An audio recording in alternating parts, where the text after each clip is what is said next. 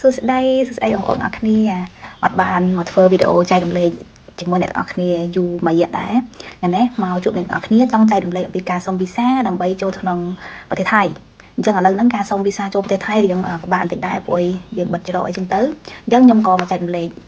ក្នុងវីដេអូហ្នឹងក្នុងការសុំវីសាចូលប្រទេសថៃមានច្រើនប្រភេទណាខ្ញុំលើកមកចែករំលែកហ្នឹងគឺវីសាសុំតាមស្វាមីភាសាថៃថាវីសាទីតាមសាមីវីសាទីតាមសាមីហ្នឹងក្នុងករណីដែលស្រីជនបរទេសមានស្វាមីជនជាតិថៃហើយចុះតាសិបត្រឹមត្រូវតាមច្បាប់ហើយយើងចង់រស់នៅក្នុងប្រទេសថៃចង់ចូលក្នុងប្រទេសថៃអញ្ចឹងយើងអាចសុំវីសាប្រភេទហ្នឹងបានអញ្ចឹងក្នុងលក្ខខណ្ឌខ្ញុំហ្នឹងខ្ញុំមកចែករំលែកឲ្យខ្ញុំធ្វើតែប៉ុណ្្នឹងឯងហើយក៏សូមអភ័យទោសទុកជាមុនបើសិនជាមានការនិយាយទៅលើលោកខ្វះខាតប្រការណាមួយអញ្ចឹងសូមខន្តីអភ័យទោសផងព្រោះអាហ្នឹងក៏ជាការចែករំលែកអ្វីដែលយើងធ្លាប់ធ្វើហើយយើងក៏ចែករំលែកឲ្យគ្នាទៅវិញទៅមកតែប៉ុណ្្នឹងឯងហើយបើសិនជាមាន comment អីណែនាំឬក៏ចង់ឲ្យធ្វើវីដេអូអីផ្សេងក៏អាច comment ផងដែរអញ្ចឹងបន្តពីនេះពាក្យខ្លះដែលខ្ញុំនិយាយ keyword ខ្លះខ្ញុំអាចនិយាយជាពាក្យជាភាសាថៃហើយបាននិយាយភាសាថៃអីចឹងអាហ្នឹងយើងអ្នកដែលធ្វើអាហ្នឹងយើងយល់ដល់ឯកសារខ្លះហៅភាសាថៃវាឆាប់យល់ជាងអញ្ចឹងអ្នកនរគ្នាអញ្ចឹងខ្ញុំសុំវីសាតាមសាមីខ្ញុំសុំឲ្យអ្នកនរគ្នាហើយក៏មានគំរូនៅពេលយើងសុំបានហើយគេ copy នឹងគំរូហ្នឹងទុកឲ្យយើងមួយច្បាប់ដើម្បីឆ្នាំក្រោយយើងសុំម្ដងទៀតយើងដាក់តាមគំរូហ្នឹងដដែលឬក៏មានឯកសារតិចតួចអាប់ដេតអីចឹងណាអ្នកនរគ្នាអញ្ចឹងខ្ញុំក៏ណែនាំតាមឯកសារដែលអាហ្នឹងឯកសារហ្នឹងគឺខ្ញុំសុំឲ្យព្រឹងតឲ្យខ្ញុំអញ្ចឹងឯកសារទី1គឺ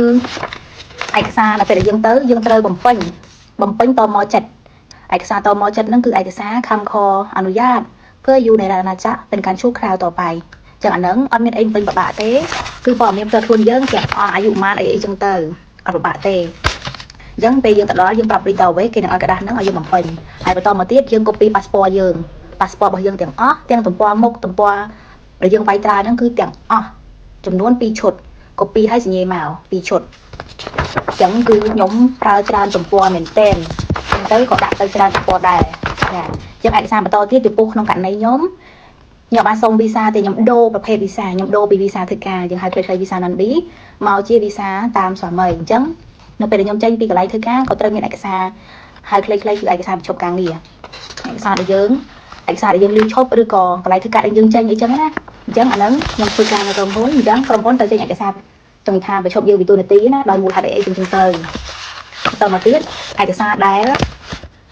ក្រុមហ៊ុនហ្នឹងគេចេញឲ្យយើងហើយគេត្រូវជម្រាបទៅដល់គេហៅក្រសួងការងារហ្នឹងឬក៏ក្រុមចាត់ហាងងានអញ្ចឹងក្រុមចាត់ហាងងានហ្នឹងត្រូវចេញឯកសារឲ្យយើងផងដែរនៅឯកសារដែលយើងឈប់ធ្វើការនិយាយគឺឯកសារយើងឈប់ធ្វើការអញ្ចឹងចាត់ហាងងានហ្នឹងចេញឯកសារហ្នឹងឲ្យយើងបាច់ប្រាប់អញ្ចឹងទៅឲ្យច្បាស់រួចហើយត្រូវមានរ៉ាយឈឺគេត្រូវមាន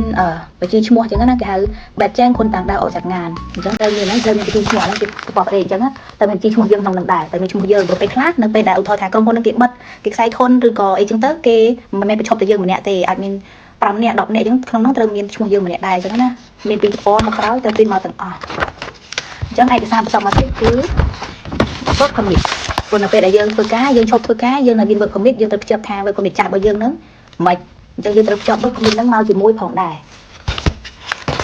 work permit ហ្នឹងបើសិនយើងធ្វើការយូរឆ្នាំមានច្រើនទំព័រមានច្រើនសន្លឹកយើងត្រូវទិញទាំងអស់អញ្ចឹងឯកសារទាំងអស់គឺ2ឈុតដែរអ្នកនរគ្នាធ្វើអីក៏2ឈុតដែរចាអញ្ចឹងបន្តមកទៀតហ្នឹងគេហៅឯកសារ STM2 ឯកសារហ្នឹងគឺឯកសារទាក់ទងនឹងចង់និយាយថាយើងដឹងពីលក្ខខណ្ឌយើងដឹងពីវិន័យសម្រាប់ការអនុវត្តនៅពេលនៅបណ្ដោះអាសន្ននៅក្នុងប្រទេសថៃណាអាហ្នឹងជាភាសាអង់គ្លេសគេថា SMT2 អញ្ចឹងនៅពេលដែលយើងទៅប្រេងតោវេគេនឹងមានឲ្យយើងបំពេញយើងគ្រាន់តែបំពេញតែប៉ុណ្្នឹងឯងបើសិនជាឡើងណាយើងអត់ចេះបំពេញយើងអាចសួរប្រេងតោវេបានហើយមានសញ្ញានៅចុងក្រោយទាំងអស់គឺ3ច្បាប់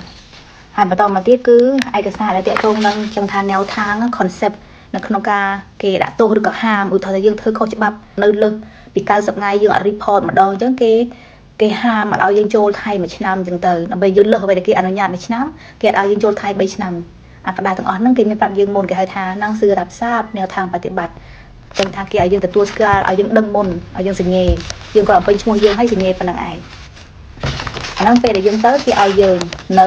លីងទៅវិញបាច់យើងទៅខ្លួនឯងទេហើយឯកសារបន្ទាប់ទៀតហ្នឹងគឺบันทึกถ้อยคำรับรองการเป็นครอบครัวของผู้มีสัญชาติไทยចឹងឯកសារហ្នឹងគឺបញ្ជាក់ឈ្មោះស្វាមីយើងបញ្ជាក់ឈ្មោះយើងរស់នៅណាអីណាចឹងណាចឹងគេបញ្ជាក់ថាយើងមានស្វាមីជនជាតិថៃមែនហើយឈ្មោះអីចឹងទៅនៅខេត្តក្នុងកណ្ដាលដីតែប៉ុណ្្នឹងឯងហើយគេមានសញ្ញាអ្នកធានាផងដែរអ្នកធានាយើងត្រូវរកអ្នកធានាមកសញ្ញាឲ្យយើ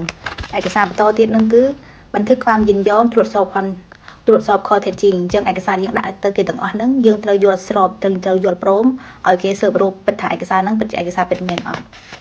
เอกสารนั้นមានពាក្យកដាយុទ្ធសាស្ត្រថៃពាក្យកដាយុទ្ធសាស្ត្រអង់គ្លេសបន្តមកទៀតអ្វីដែលសំខាន់គឺនឹងតួឯកមកត្រូវតែមានគឺបាយសំខាន់ស្ដែងការចុះทะเบียนสมรสមកខ្មែរយើងហៅឯកសារស៊ីវិលបន្តមកទៀតគឺថាខរសងហ្នឹង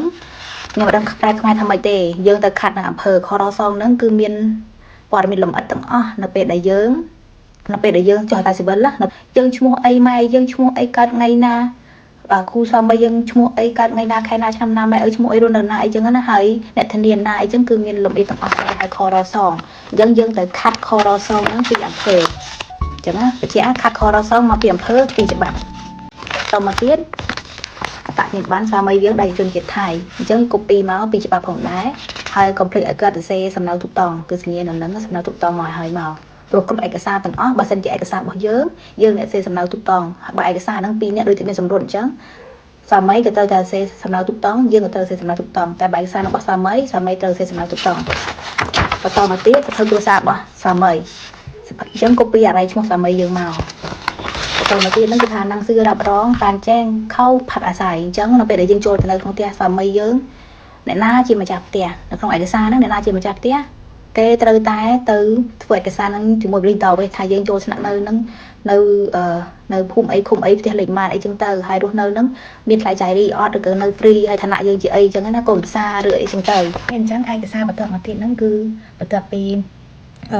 ឯកសារដែលបញ្ជាក់ថាយើងរស់នៅផ្ទះស្វាមីហ្នឹងហើយហើយម្ចាស់ផ្ទះជាអ្នកធ្វើហ្នឹងហើយគឺអត្តញ្ញាណប័ណ្ណម្ចាស់ផ្ទះអញ្ចឹងបញ្ជាក់ម្ដងទៀតបើសិនជាម្ចាស់ផ្ទះហ្នឹងជាស្វាមីក៏ប្រើអត្តញ្ញាណប័ណ្ណស្វាមីតែបើម្ចាស់ផ្ទះហ្នឹងជាឪពុកឈ្មោះម្ចាស់ផ្ទះជាឪពុកដាក់អត្តញ្ញាណប័ណ្ណឪពុកតែបើម្ចាស់ផ្ទះហ្នឹងជាម្ដាយស្វាមីក៏យកអត្តញ្ញាណប័ណ្ណម្ដាយស្វាមីមកអញ្ចឹងយកអត្តញ្ញាណប័ណ្ណគាត់មកពុកពីរអញ្ចឹងហើយកុំភ្លេចគាត់សញ្ញាសំណៅទូកតងដែរអញ្ចឹងណាអញ្ចឹងនៅពេលដែលគាត់សញ្ញាសំណៅទូកតងបានយើងយកប្រើការបានបន្ទាប់មកទៀតគឺសភៅគ្រួសាររបស់ថៃគេមានសិលឹកម្នាក់មួយសិលឹ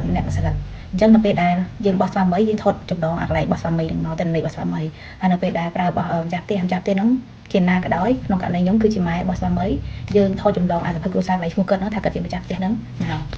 កអញ្ចឹងហើយសភៅគ្រួសារដូចគ្នាតែវាទំព័រខុសគ្នាអញ្ចឹងណាចឹងបន្តមកទៀតអានេះហ្នឹងហៅថាផែនទីហ្នឹងគឺយើងគូសពីកន្លែងបលិញដល់វិញហ្នឹងយើងហៅតមកដល់ផ្ទះយើងឆ្លងអីខ្លះកន្លែងអីខ្លះសំខាន់ហ្នឹងយើងគូសប្លង់មកយើងគូសប្លង់ធ្វើម៉េចឲ្យគេមករកផ្ទះយើងឃើញអញ្ចឹងណាតែបើយើងទៅយើងអត់ចេះគូសខ្ញុំសម័យអត់ចេញអញ្ចឹងយើងអាចដាក់នឹង Google មកឲ្យវាធ្វើផែនទីឲ្យយើងមកឲ្យព្រីមចេញមកយកមកពីស្វាដូចគ្នាបន្តមកទៀតអាហ្នឹងហើយចុងក្រោយហ្នឹងតមកទៀតគឺរូបភាពគេថាផាតថៃគ្រួរូបភាពគ្រួសារហ្នឹងគឺយើងស្វាមីតែប៉ុណ្្នឹងឯងកុំច្រឡំព្រោះខ្ញុំពីដំបូងខ្ញុំថតខុសមកកណខ្ញុំគិតថាគ្រួសារហ្នឹងគ្រួសារស្វាមីមានប៉ុន្មានអ្នកអញ្ចឹងថតរូបជុំគ្នាអញ្ចឹងអត់ទេអញ្ចឹងរូបដែលគេចង់បានហ្នឹងគឺរូបយើងជាមួយស្វាមីហើយ5សន្លឹកទេ5សន្លឹកហ្នឹងមានកន្លែងដែលគេចង់បានកន្លែងទី1ហ្នឹងគឺបរិវេណក្រៅផ្ទះហ្នឹងថតមកឲ្យឃើញទូផ្ទះហ្នឹងទាំងអស់ហ្មងឲ្យឃើញយើងឈរក្នុងផ្ទះរូបភាពទី2យើងឈរនៅក្រាកលេខផ្ទះត្រូវមានលេខទីប៉ុន្មានយើងឈរនៅក្រាកលេខផ្ទះហ្នឹងមុខផ្ទះហ្នឹងរូបទី3គឺបន្ទប់ភ្ញៀវរូបទី4បន្ទប់លេខហើយរូបទី5គឺផ្ទះបាយអញ្ចឹងវាតែ5រូបភាពហ្នឹងឯងប៉ុន្តែយើងថតឲ្យចំកន្លែង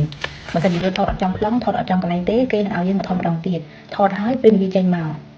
ទៅឲ្យគេអញ្ចឹងគេសេបិទខ្លួនឯងអញ្ចឹងហើយភាសាទាំងអស់ហ្នឹងគឺមានតែប៉ុណ្្នឹងឯងទាំងអស់គ្ន